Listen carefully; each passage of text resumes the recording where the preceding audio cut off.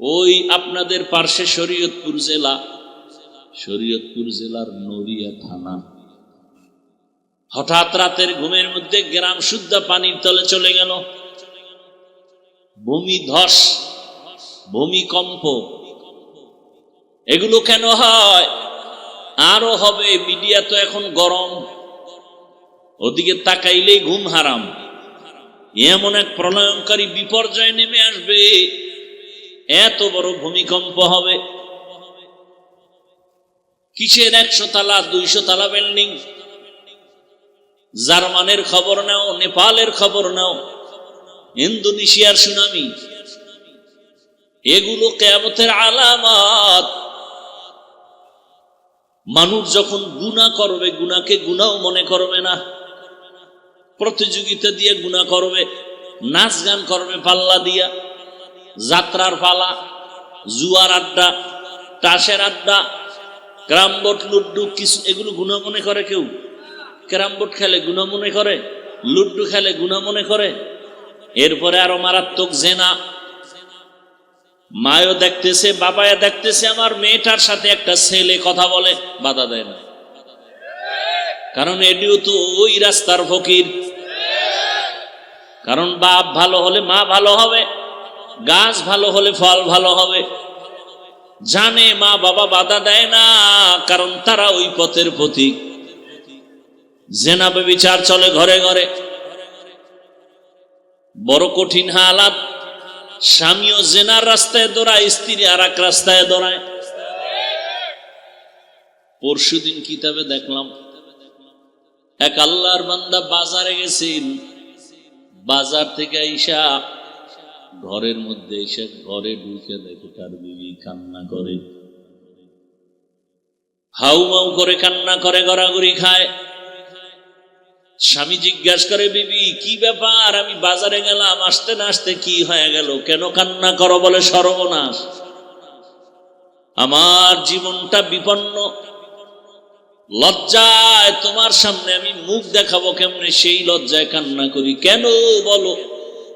বলে, আমার ঘরে যেই সন্তানটারে ছোটবেলা থেকে লোকমা দিয়া খানা খাওয়ায় খাওয়ায় বড় বানাইলাম, ওই সন্তান এত বড় হয়ে গেল, আস্তে করে বড় বানায়, জামা কাপড় সব দিলাম, থাকার জায়গা দিলাম। আজকে ওই সন্তান আমার উপরে চড়াও হয়ে গেছে, যৌবনের প্রভাব বিস্তার করেছে, আমার হাতটা ধরে টান দিছে, আমি আর বরদাস্ত করতে পারি নাই। এক পর্যায়ে আমি ওই কাজের সন্তান, ওর সাথে আমি অপকর্মে লিপ্ত হয়ে গেলাম। স্ত্রীর কথা শুনিয়া স্বামী বেচারাও কান্না করে। স্ত্রী বলে, তুমি কেন কাঁদো? বলে, আমার কান্নার খবর, আমি বাজারে গেলাম, মাল কিনবো, পাশে স্বর্ণের দোকান, এলাকার এক সুন্দরী রূপসী নারী আছে অলংকার কেনার জন্য। অলংকার কিনিয়া আমি একটু তাকায় দেখলাম, ওই মেয়েটা ডাক দিয়ে কয়, আমার অলংকারটা আমি পড়তে পারি না, তুমি আমার কানের মধ্যে একটু লাগায় দাও। যখন আমি লাগায় দিতে গেছি, ওর শরীরে আমার স্পর্শ হওয়া মাত্র যৌবনের জোয়ার এসে গেছে। ওই মহিলাও আমার হাত ধরে ফেলেছে। এক পর্যায়ে আমিও গুনার মধ্যে লিপ্ত হয়ে গেছি। আল্লাহ তাআলা, রাসূল বলেন, ও নারীরা, পুরুষেরা নিজের পবিত্র রাখো, তো তোমার স্ত্রীও পবিত্র থাকবে। মা বাবাকে বলে, এই মা বাবা পবিত্র থাক, সন্তান পবিত্র থাকবে। আল খাবিসাতু লিল খাবিসিন, তুমি যদি অপবিত্র হও, তোমার স্ত্রী অপবিত্র হয়ে যাবে। এই যুবক, ও আল্লাহর বান্দা, তুমি কতটা পাপ করেছো, তোমার স্ত্রীর কি হালাত? বলে, তা বলতে পারি না। বলে, তুমি যতটা লাইনে পাপ করো, তোমার স্ত্রী ওই লাইনে পাপ করে। আব্বা আম্মা আপনার সন্তান কেমন কে বলতে পারি না। আপনার চরিত্র যেমন, আপনার সন্তানের চরিত্রটাও হবে। ওই এক বাবা বাসায় বসে আছে, ছেলে বাজার থেকে আইসা বাবার সাথে তর্ক লাগায়া এমন জিদ উঠে গেছে, বাবার পায়ে রশি লাগায় টানা শুরু করছে, তোমারে আর বাড়ি রাখা যাবে না। সন্তান বাবার পায়ে রশি লাগায় টানিয়া টানিয়া যখন রাস্তার বাহিরে ফেলে দেয়, টানতে টানতে একটা জায়গায় যাওয়ার পর বাপ বলে, আর টানিস না। কেন? আর বেশি নিস না, সীমার লঙ্ঘন হয়ে যাবে। তার মানে তুই যে এই পর্যন্ত আমার টেনে নিয়ে আসছো, আমি আমার বাবারে এই পর্যন্ত টেনে নিয়ে আসছি, আমি এই পর্যন্ত নিয়ে আসছি, আর নিস না। এই সন্তানের মা বাপ, যদি চাও সন্তান ভালো হবে তো তুমি ভালো হও। খবরদার, রহমতের নবী বলেন, ইফু, ও দুনিয়ার মা ও স্বামী, নিজের পবিত্রতা অর্জন করাও, তোমার স্ত্রী পবিত্র থাকবে। মা বাবা, তুমি পবিত্রতার জায়গায় থাকো, তোমার সন্তান পবিত্র হালাতে থাকবে। ওই বু আলী সিনা মনে আছে না? ডাক দিয়া কয়, বুজুর্গ, এত চিকিৎসা এত চেক আপ করি, রোগ ধরা যায় না, আর তুমি তেল ভরা দিয়া মালিশ করে ফু দিয়া কি করবা? হুজুর কথা বলে না, বলে না, বলে না, বলে না। যদি বলে কলিজা পর্যন্ত ছিদ্র হয়ে যায়। হুজুরেরা কথা বলে না, বলে না, বললে সব বেঈমান আর নাস্তিকের চান্দি গরম হয়ে যায়। হুজুরেরা কিছু পারে না, পারে না, পারে না, দেখাইতে গেলে সব মাস্তানের মাস্তানি বন্ধ হয়ে যায়। আমরা তো জানতাম না হুজুরেরা এত পারে, আমরা তো বুঝতাম না হুজুরেরা এত কিছু জানে। তুমি মনে করো বুদ্ধিজীবী, অথচ পৃথিবীর শ্রেষ্ঠ কিতাব বুদ্ধির কোরআন, আর এই কোরআন যার কাছে আছে সে হলো বুদ্ধিজীবী। বু আলী সিনা বলে, বুজুর্গ, তুমি এই ফু দিয়া কি লাভ হবে? হুজুর কথা বলে না, বলে না, ও বক বক করতেই আছে। এইবার হুজুর আর কত শুনবে, ফট করে বলে, তুমি গাধা, বুঝবা না। এমন এক ইনজেকশন দিয়া দিছে চান্দি গরম। আমি এত বড় চিকিৎসা বিজ্ঞানী, বু আলী সিনা আমার নামে এতটা স্লোগান, আমারে গাধা বললে। হুজুর বইলে আর কথা নেই, হুজুর আবার মালিশ শুরু করছে, ঝাড়ফুঁক দিতেছে। বু আলী সিনা মেজাজ গরম, অকথ্য ভাষায় হুজুরের ধুইতেছে। এত বড় হুজুর, আপনি কেন এত বাজে কথা বললেন? আপনার উপরে কোনো বিশ্বাস নাই, আপনার এই কথা মানতে পারি না। হুজুর এত খারাপ হয় কিভাবে? নিজে যে এত আকাম করে, আর কোনো দোষ নেই। হুজুরে ফাগরি বান্ধেন, এটা বড় দোষ। আল্লাহ হেদায়াত দান করুন।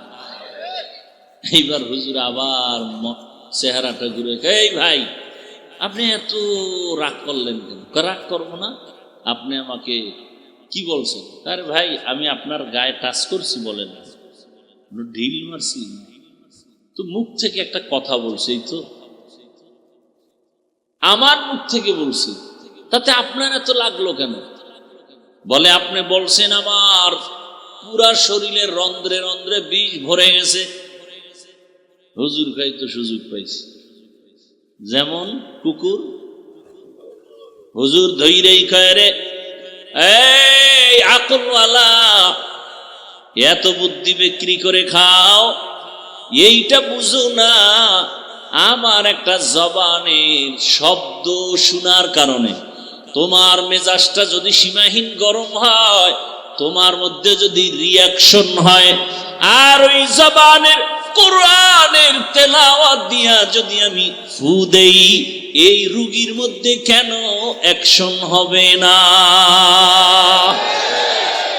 ইলমেরা ইজাজু করদন বেহিসাব, ইলমেরা ইজাজু করদন বেহিসাব, খলকেরা দাদন জবাবে বাসওয়াব, হক নাদারত দোস্তে খলকা জারেরা, নিস্তে ই খসলত একে দিনদারেরা।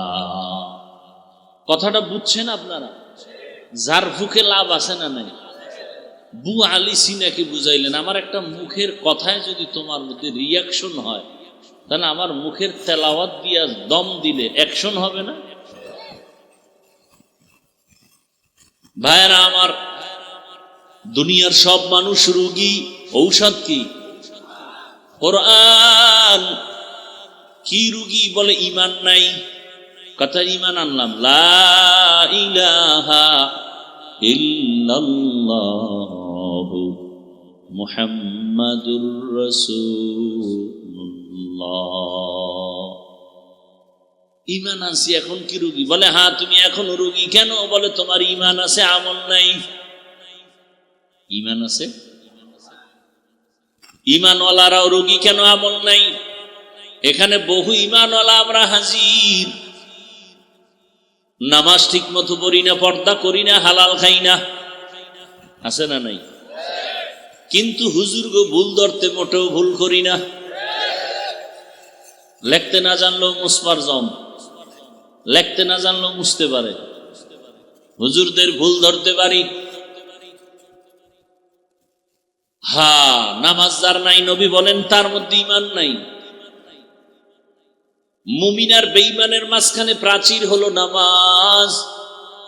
বাইনাল আবদি ওয়া বাইনাল কুফরি তারকুস সালাহ। আস-সালাতু ইমাদুদ্দিন ফামান আকামাহা আকামাদ্দিন। আউয়ালু মা ইউহাসাবু বিহিল আবদু ইয়াউমাল কিয়ামাতিস সালাহ। কিয়ামতের দিন নামাজের হিসাব হবে। মুমিন বেঈমানের মাঝখানে প্রাচীর নামাজ। বেঈমান নামাজ পড়ে না, মুমিন নামাজ ছাড়ে না। তুমি বান্দা দাঁড়াইয়া নামাজ পড়তে পারো না, বসে বসে নামাজ আদায় করো। দুর্বল, তুমি অসুস্থ, তুমি যদি বসেও না পারো, শুয়া শুয়া নামাজ আদায় করো। তুমি যদি অঙ্গ প্রত্যঙ্গ নাড়াচাড়া করতে নাও পারো, ইশারায় নামাজ আদায় করো, তারপর নামাজ ছাড়া যাবে না। মাকুন সুসুতি নামাজে পাঞ্জে গানা ফাওয়াইলুল লিল মুসাল্লিনাল্লাযীনা মুমিনারা ইনামাজ এমদাদে দা ইস্তাইনু আয়াতে কুরআবাখা আয়াতে কদ আফলাহারা ইয়াদকুন গৌর কুন্দর মানিয়াদিল সাদিকুন। ভাইরা আমার, ঈমানওয়ালারা রোগী কেন? বলে আমল নাই। কথা আমল করলে কি? বলে তো আমল করলে তুমি সুস্থ হয়ে যাবে। বলে তো ঈমানের পরে আমল ধরে ফেললাম, নামাজ রোজা তেলাওয়াত, এখনো কি রোগী? বলে হ্যাঁ, কারণ আমি নামাজ পড়ি, রোজা রাখি, তেলাওয়াত করি, তবে এর মধ্যে রূহ নাই।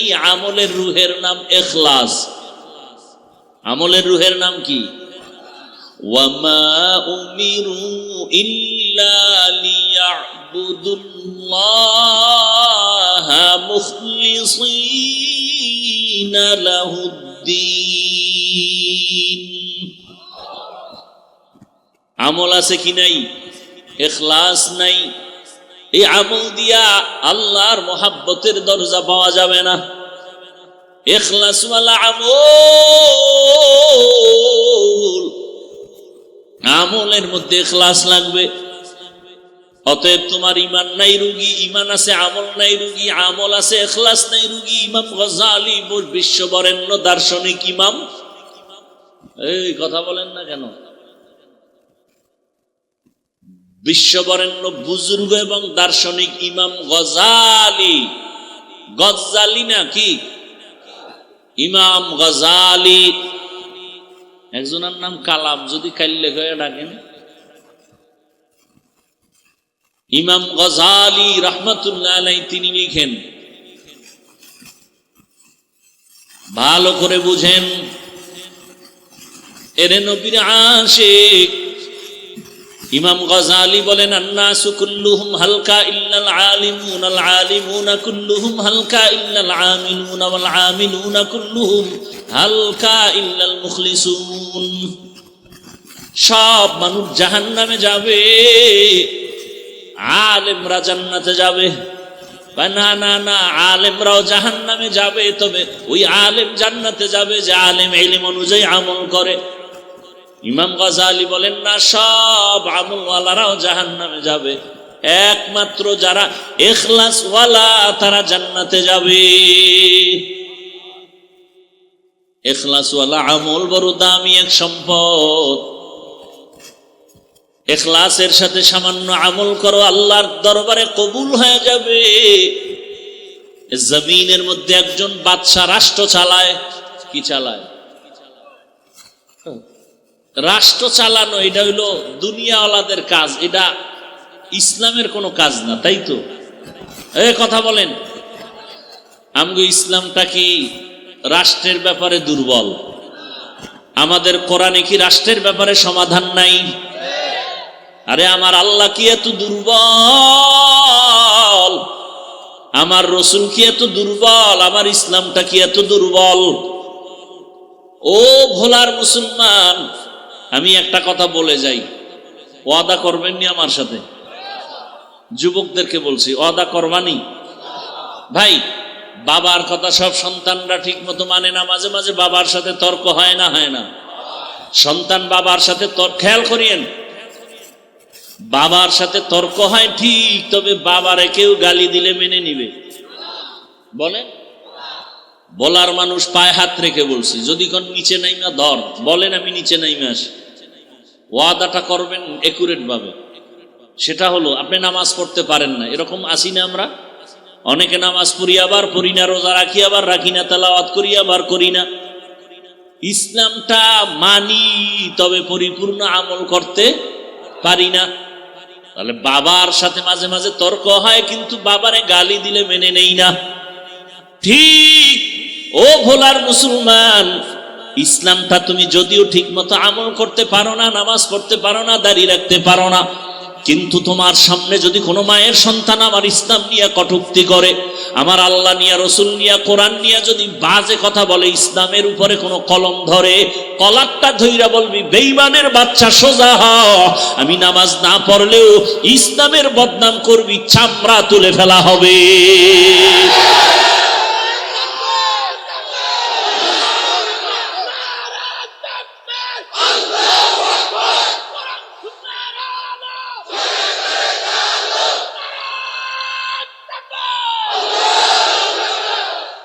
আমার কথাটা বুঝছেননি? আপনি নামাজ পড়েন না, ঠিক আছে, আপনি রোজা রাখতে পারেন না, কিন্তু ইসলাম তো আপনার আমার, এটা সম্মান করেননি। অতএব আপনি নামাজ পড়তে না পারলেও তো ইসলামের বদনাম কেউ করবে, এটা সহ্য করে নিবেন? আপনার সামনে যদি বলে ইসলামের রাজনীতি নাই, এই কথাটা কি কোরআনের পক্ষের না বিপক্ষে? সুলাইমান নবী গোটা দুনিয়া চালান নাই? ইউসুফ নবী মিশরের অর্থমন্ত্রী ছিলেন না? আপনি রাজনীতি করেন না, আপনার সাথে কোনো ঝগড়া, বিরোধিতা করলে ছাড় নাই, সুযোগ পেলেই জুতার বাড়ি। আপনি নামাজ পড়েন না, কোনো ঝগড়া, কিন্তু নামাজের বিরুদ্ধে কথা বললেই ফিডা। আপনি দাড়ি রাখেন না, কোনো ঝগড়া, কিন্তু দাড়ির বিরুদ্ধে কথা বললে আর ছাড় নাই। ব্যবধানটা বুঝছেন তো? আপনি নামাজ পড়েন না, ঝগড়া নাই, কিন্তু নামাজের বিরোধিতা করা যাবে না। আপনি ইসলামের রাজনীতি করেন না, কোনো তর্ক নাই, কিন্তু ইসলামের রাজনীতির বিরুদ্ধে বলবেন যে ইসলামে এটা নাই ওটা নাই, তাহলে কোরআন পড়ে আমাকে ধরাই দিতে হবে, পড়ো কোরআন পড়ো, আসো। সালামটা দিতে পারে না, কোরআন পড়ো। সালাম দেয় সামাইকুম, মানে তোর গোষ্ঠী শুদ্ধ ঢাডা ভরুক, হে আবার ঘুরাই খাও আলাইকুম, তোর উপরে আগে ভরুক। আল্লাহ হেদায়াত দান করে। নিমক হারাম বলে ধর্মের, রাজনীতির মধ্যে ধর্মকে টানবেন না, রাজনীতির মধ্যে ধর্মকে টানবেন না। তোমাকে বলল কে যে ইসলাম আর রাজনীতি আলাদা? আমাদের ইসলাম আর রাজনীতি তো আলাদা না। পৃথিবীতে যত নীতি আছে আমাকে সব কিছু ইসলামের সাথে লাগানো। অর্থনীতি ইসলামী অর্থনীতি, পৃথিবীর শ্রেষ্ঠ অর্থনীতি ইসলামী অর্থনীতি, পৃথিবীর শ্রেষ্ঠ সমাজনীতি ইসলামী সমাজনীতি, পৃথিবীর শ্রেষ্ঠ নীতি ইসলামী রাজনীতি। তুমি করো না ঝগড়া নাই, তুমি নামাজ পড়ো না, তোমার সাথে ঝগড়া কেন, পারলে বুঝাবো। বিরোধিতা করবা এই সুযোগ দেওয়া যাবে না। নামাজ পড়ো না ঠিক আছে, পারলে বুঝাবো, চা খাওয়াবো, বুকে লাগাবো, হাসি দিব।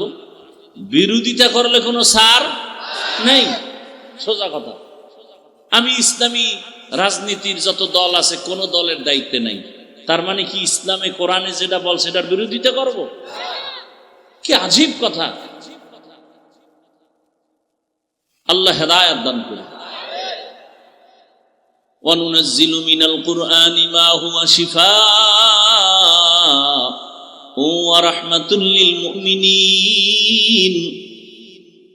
বলতেছিলাম রাষ্ট্র পরিচালনা করেন একজন আল্লাহর গোলাম, নাম সবাই অনেকে শুনছেন, নাম হলো সুলতান মাহমুদ গজনবী রহমাতুল্লাহি আলাইহি। সুলতান মাহমুদ গজনবী জগৎ বিখ্যাত একজন ওলিয়ে কামেল, আবার রাষ্ট্র চালায়। ইতিহাস বড় কঠিন মিয়া।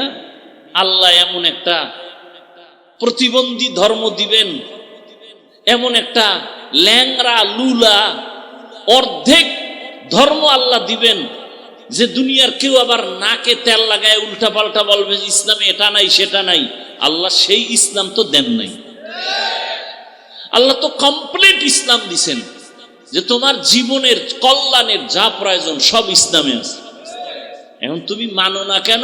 মানতে গেলে চুরি করা যাবে না। ইসলাম মানো না কেন? দুর্নীতি করা যাবে না। ইসলাম মানো না কেন? মাইয়া লইয়া পার্কে পার্কে ঘোরা যাবে না। এই চরিত্রহীন লম্পট বদমাস খুনি ধর্ষক এরা ইসলাম চায় না, এরা ইসলামের বিরোধিতা করে। যারা ইসলাম চায় না খুঁজে দেখবেন ও চরিত্রহীন, ও ধর্ষক, ও লম্পট, ও চান্দাবাজ, ও ধান্দাবাজ, ও দুর্নীতিবাজ। খুঁজে দেখেন, ভালো করে খুঁজেন। ইসলামের বিপক্ষে যেই লোকগুলো খুঁজে দেখবেন ও চোর, ও ডাকাত, ও জালেম, ও ব্যবসায়ীর উপর জুলুম করে, ও গরিবের বেতন মেরে খায়। খবর নেন। আল্লাহ হেদায়েত দান করুন, আল্লাহ হেদায়েত দান করুন। রাগ করতেছেন? ইসলাম কি দুর্বল? তা আপনার ইসলামকে খাটো করতে দেন কেন? আজকে থেকে এই সুযোগ দেওয়া যাবে। রাজনীতি ইসলামেরটা তুমি করো না, তোমার জবাব তুমি দিবা, কোনো ঝগড়া নাই। কিন্তু বিরোধিতা করলে ছাড় নাই। আমার ইসলামের বদনাম করতে পারবা না, খবরদার। তুমি মানো না সেটা আলাদা কথা, কিন্তু বদনাম করতে পারবা না। গরুর গোশতের খিচুড়ি শীতের মধ্যে খুব মজা না? একজনে খায় না, খাইলে সমস্যা হতে পারে। তার মানে কেউ মাইক লেগাই বলবে কেউ খাবি না, ওটার ভিডিও আমরা উঠে ফেলাইব না। যে আমরা খাইয়া তৃপ্তি পাবো শীতের মধ্যে গরুর খিচুড়ি, তুই খাও না, তোর পেটে গজব পড়ছে, সেটা ভিন্ন কথা। আল্লাহ হেদায়েত দান করে। জগৎ বিখ্যাত ওলিয়ে কামেল সুলতান মাহমুদ গজনবী এত বড় আল্লাহওয়ালা, এক পর্যায়ে তিনি ইন্তেকাল হয়েছেন, দুনিয়া থেকে বিদায় হয়ে গেছেন। বিদায়ের পরে বহুদিন চলে গেল তার কবর জীবন। হঠাৎ একদিন তার আপন বন্ধু ঘুমের ঘরে স্বপ্ন দেখে। দেখিয়া জিজ্ঞাসা করলেন, ও সুলতান মাহমুদ, কবরের মধ্যে কি হালাত? সুলতান মাহমুদ বলেন, ভাই, দয়াময় রব্বুল আলামিন আমার কবরের আযাব মাফ করে দিয়েছেন। কবরের আযাব কি? বন্ধু জিজ্ঞাসা করেন, এমন কি আমল তুমি করেছো যে আমলের বরকতে তোমাকে আল্লাহ মাফ করেছেন? এমন কি বড় আমল করেছো? 5 ওয়াক্ত নামাজ ফরজ আমলের কারণে বলে না, না না। যাকাতের আমল বলে না, রোজার আমল বলে না, বাইতুল্লাহর জিয়ারতের আমল বলে না। সুলতান মাহমুদ বলেন, এমন একটা ছোট আমল যেটা আমি কখনো আমল মনেই করি নাই। আহা, আমি আমল মনেই করি নাই। ও ভোলার মুসলমান, ও যুবক, পর্দার আড়ালের মা বোনেরা, আল্লাহ কারে কোন সময় কোন কারণে মাফ করবেন জানা নাই। এজন্য হাদিসে পাকে নবী বলেন, ছোট আমলকে ছোট মনে করে ছেড়ে দিও না, কারণ এই ছোট আমলটাও নাজাতের জরিয়া হয়ে যাবে। ছোট গুনাহকে গুনাহ মনে না করে করিও না, কারণ ছোট খাটো গুনার কারণে আমার আল্লাহ যদি বেজার হয় জীবনটা নষ্ট হয়ে যাবে। হাদিসে পাকের দুইটা ঘটনা আমি সব মাহফিলেই প্রায় বলি, আজও কি বলবো? ধৈর্য হবে? কষ্ট হয় আপনার না আমার? আপনারা আরামে বয়ে বয়ে বাদাম খাইতেছেন না? আর একটু কষ্ট সহ্য করবেন, আল্লাহ কবুল করেন। আল্লাহর এক বান্দি, জগৎ বিখ্যাত গুনাহগার, এমন কোন গুনাহ নাই করে নাই। রাস্তা দিয়ে হাঁটতেছে, হঠাৎ একদিন তাকায় দেখে রাস্তার পাশে একটা কুকুর পানির পিপাসা ছটফট করে কান্না করে। আল্লাহর বান্দির অন্তরে মায়া, অন্তরে এমন মায়া জন্মায় গেল। আল্লাহর বান্দি গুনাহগার, জাহান্নামী, মনের মধ্যে মায়া লাগছে, কুকুরটা পানির পিপাসায় কান্না করে, দেখি একটু সহযোগিতা করা যায়নি। জাহান্নামী নারী কুকুরের পিপাসার কান্না দেখিয়া নিজের অন্তরের মধ্যে কান্নার ভাষা চলে আসছে। আল্লাহর বান্দি খুঁজতেছে কোথায় একটু পানি পাই। খুঁজতে খুঁজতে খুঁজতে খুঁজতে গিয়ে একটা পানির কূপ পেয়ে গেল। পানির কূপ পাইছে ঠিক, তবে পানি অনেক নিচে, উঠানোর পাত্র নাই, অনেক নিচে। কেমনে পানি উঠাবে? পেরেশান। আল্লাহর বান্দির অন্তরে বড় মায়া, একটা কুকুর পানির পিপাসায় কাঁদবে আর আমি মানুষ আরামে থাকবো, হতে পারে না। এর নামই মানুষ। রহমতের নবী বলেন, খায়রুন নাস মান ইয়ানফাউন নাস। জমিনে ভালো তো ওই ব্যক্তি যে অন্যের উপকার করে, ক্ষতি করে না। যদিও মহিলাটা জাহান্নামের আসামি। ও এলাকার মা বোনেরা, আপনাদের মর্যাদা এত বেশি আল্লাহ দান করেছেন। আপনারা নবীদের মায়ের মতো মা, সাহাবায়ে কেরামদের মায়ের মতো মা, আলেমদের মায়ের মতো মা। আজ এই মাদ্রাসার স্টেজে কত হাফেজে কোরআনের মাথায় পাগড়ি দেওয়া হলো, এদের সিনায় কোরআন জমা। খবর নিয়ে দেখেন, এদের মা বাবার মতো ঈদের আনন্দে আজ আর কেউ নাই।